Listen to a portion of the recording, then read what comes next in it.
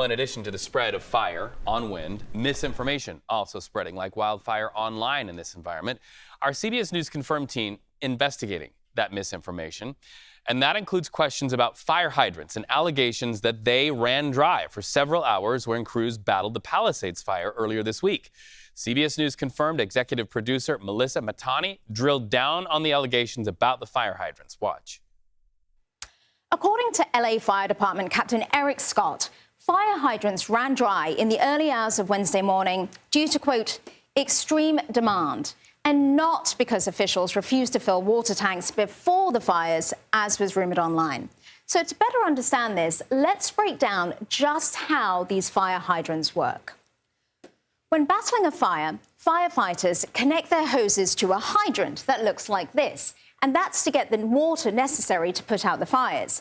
Now, these fire hydrants, they don't store water themselves. They act as a vehicle to get the water from the city's supplies. It's very much like the faucet on your kitchen sink.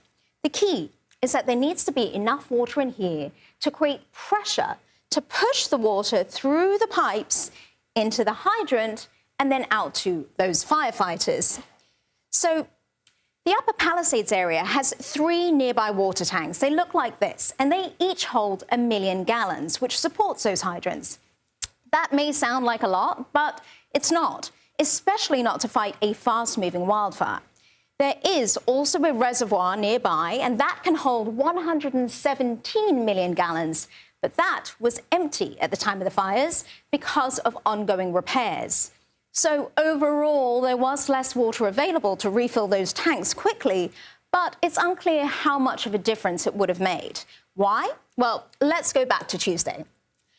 As those Palisade fires started to spread, the LA Department of Water and Power said that 4 times the normal demand was seen for 15 hours straight. Now, fire hoses, they release hundreds of gallons of water per minute.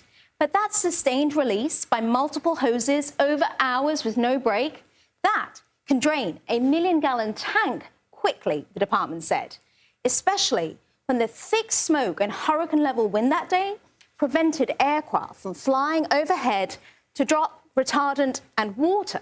So the firefighters, they were limited to these ground sources, which is not how they normally put out fires of that magnitude. It's normally a combination of ground and air sources. Now, the pressure, that is another factor.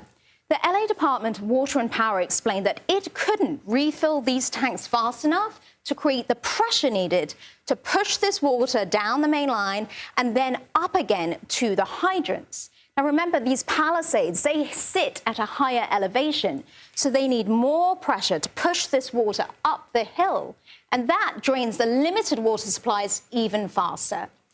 So, in other words, these firefighters were pulling so much water that the city couldn't push more water into the reserves to replenish what they drained quickly enough and, crucially, at the pressure that they needed.